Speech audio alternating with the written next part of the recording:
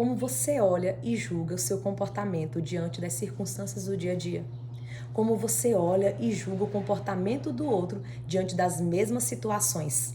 É sobre isso que nós iremos falar hoje. E a nossa meditação está lá no livro do profeta Isaías, no capítulo 64, no verso 6, que diz: Todos nós somos imundos, todos os nossos atos são como trapos de imundície. E assim como as folhas, todos nós caímos, e os nossos pecados, assim como o vento, nos arrebatam para longe. Aqui o profeta Isaías vem exortar o povo a olhar para dentro de si e analisar seu próprio comportamento.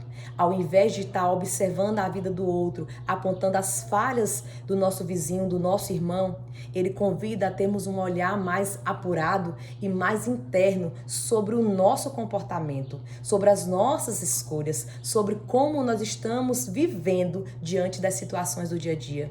Quais têm sido as nossas escolhas? Será que as nossas escolhas estão pautadas com a vontade do Senhor para a nossa vida? Será que nós buscamos e consultamos ao Senhor para a tomada de decisão?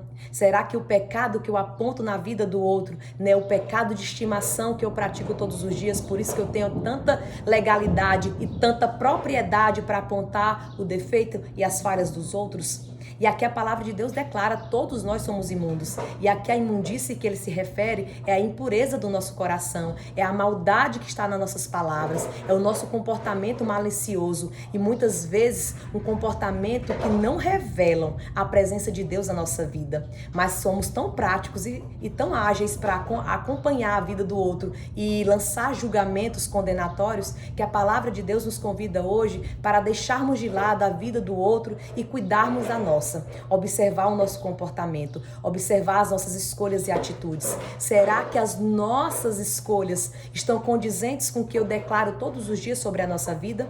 Será que o meu olhar diante da situação não é realmente o que está dentro do meu coração?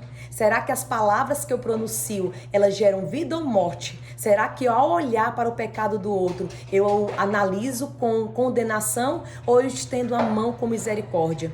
Ao invés de apontar os dedos e fazer comentários maliciosos, será que eu estou tendo misericórdia e orando por aquela pessoa? Para que Deus, assim como tocou na minha vida, na sua vida, liberte o nosso irmão que muitas vezes está cativo no pecado, muitas vezes está andando errante, mas nem mesmo sabe analisar a sua vida. Muitas vezes estão deixados entregues aos prazeres mundanos e esquecem que temos um Deus que nos ama, que é justiça, mas também que nos trata com misericórdia, que enviou seu Filho não para nos julgar e declarar que nós somos falhos, mas veio para nos resgatar, veio para revelar que o amor de Deus sobre as nossas vidas é bem maior que as nossas falhas, os nossos pecados, mas que temos que tomar a atitude de buscar a Deus e pedir que Ele mude a nossa rota, pedir que Ele molde o nosso coração, para que ao invés de um coração endurecido e maldoso, nós tenhamos um coração contrito e aquebrantado para a palavra do Senhor. Que ao invés de tomarmos decisões pautadas na nossa vontade, nós consultemos ao Senhor para tomar as nossas decisões. Que ao invés de estar constantemente julgando o comportamento do outro, nós paremos um pouco para analisar quais têm sido as nossas atitudes e comportamento diante do mundo. Será que por frequentar a igreja, por ler a Bíblia, por ir todos os dias ao culto e às missas, nós nos olhamos diante do mundo com um olhar superior? Achamos que nós arrotamos uma santidade e que nós não somos inertes e não somos propícios a cair e vacilar? Será que as nossas palavras diante do comportamento do outro têm gerado morte? Ao invés de nós arrotarmos essa santidade, nós devemos entender que quando nós caminhamos com Deus, as nossas mazelas, elas são expostas para que nós tenhamos cura e transformação.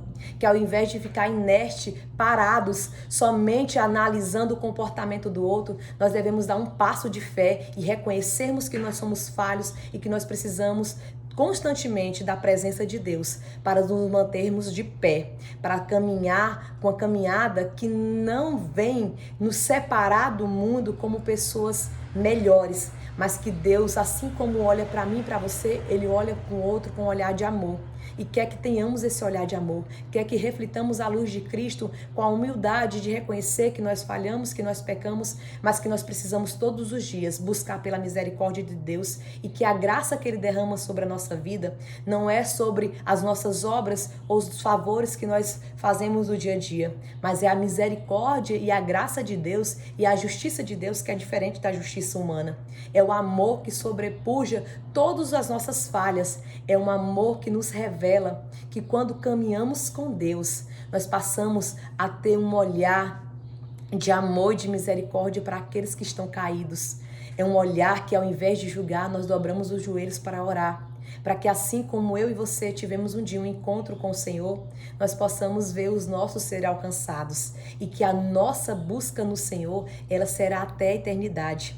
Que andar com Deus não é sinônimo de perfeição ou de alcançarmos todas as coisas e estarmos numa bolha, numa redoma de proteção, ao qual nós não seremos tocados muitas vezes por situações e circunstâncias que são desfavoráveis. Mas andar com Deus é entender que mediante as circunstâncias e as situações do dia a dia, sejam elas positivas ou negativas, nós sabemos a quem buscar e sabemos que nós temos um amparo e um socorro bem presente.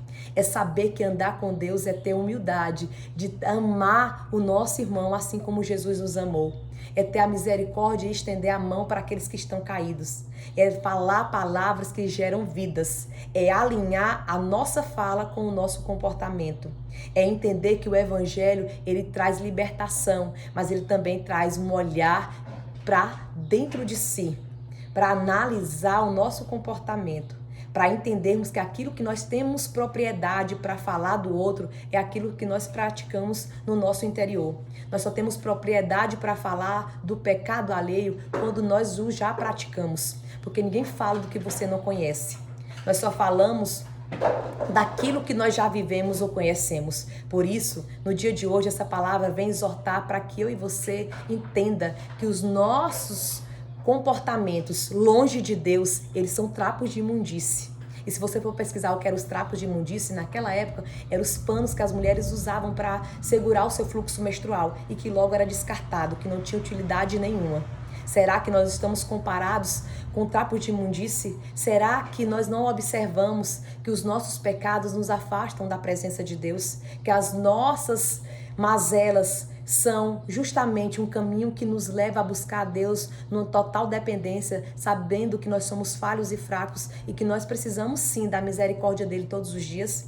Que essa palavra venha como despertar em nossas vidas, para que ao invés de estarmos constantemente olhando e analisando o comportamento do outro, nós passemos a analisar e olhar para dentro de si e buscar a transformação que só encontramos quando buscamos verdadeiramente a Deus. Que Deus te abençoe, te traga paz e alegria e o renovo neste dia. E que essa palavra venha adentrar o seu coração com o desejo de mudança.